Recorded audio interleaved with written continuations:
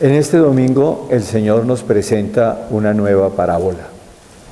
Es una parábola compleja que vale la pena el que nosotros tratemos de desmenuzarla un poco, porque es al mismo tiempo una parábola cristológica y una parábola eclesiológica. ¿Qué quiero decir con esto? Es una parábola a través de la cual el Señor nos explica quién es Él, como el Cristo, como el Mesías, como el enviado de Dios. Y al mismo tiempo nos indica cuál es la condición fundamental para ser su iglesia. Veamos el primer punto. ¿Quién es Cristo nuestro Señor? En la parábola el Señor nos presenta un resumen de toda la historia de la salvación.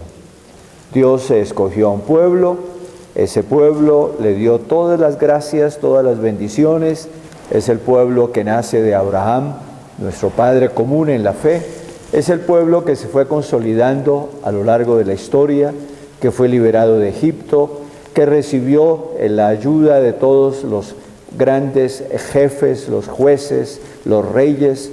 Es un pueblo que fue alimentado por los sabios, pero un pueblo que precisamente no fue capaz de reconocer el enviado por excelencia de Dios. Y por eso, cuando viene Cristo nuestro Señor, el Hijo de Dios, a llevar a plenitud esa historia de salvación, el pueblo de Israel lo rechaza, no lo reconoce.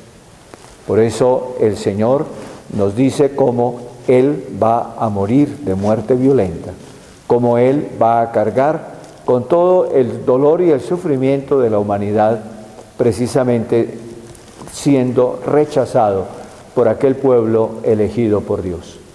Por eso el primer momento fundamental de este domingo es el que nosotros reconozcamos a Cristo como el enviado de Dios, como el Hijo de Dios, y contemplémoslo muerto y resucitado por nosotros. Contemplémoslo clavado en la cruz por nosotros. En aquel pueblo que apedrea al Hijo, estamos todos nosotros, de alguna manera. No solamente los contemporáneos del Señor Jesucristo, sino también todos aquellos que a lo largo de la historia no somos capaces de reconocer al Señor. Pero también está el aspecto eclesiológico. Ese pueblo, elegido por Dios en el Antiguo Testamento, se continúa en el Nuevo Testamento con la Iglesia. El pueblo que nace de la fe en Cristo nuestro Señor. El pueblo que nace por la efusión del Espíritu Santo. El pueblo que nace con el bautismo de cada uno de nosotros. El pueblo que nace precisamente cada vez que alguien confiesa a Cristo nuestro Señor como su Salvador y se une profundamente a Él. La característica fundamental, esencial del pueblo de Dios es su fe. La fe explícita, clara, que significa una adhesión personal y comunitaria a Cristo nuestro Señor. Esa es la iglesia. La iglesia es fundamentalmente un pueblo de fe.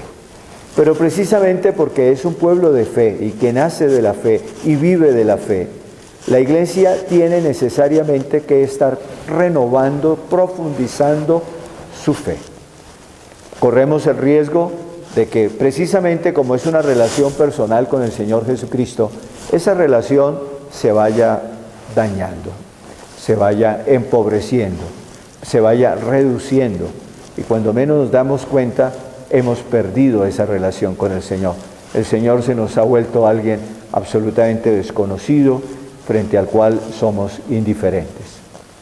Qué bueno que cada domingo, cuando nosotros nos encontramos para celebrar la Eucaristía de una manera especial y cuando la palabra de Dios resuena con toda su fuerza en nuestros oídos y en nuestro corazón, renovemos nuestra fe al Señor Jesucristo. Lo reconozcamos como el Hijo eterno del Padre enviado a nosotros. Lo reconozcamos como el Dios con nosotros, como el Dios que nos muestra el rostro misericordioso de Dios.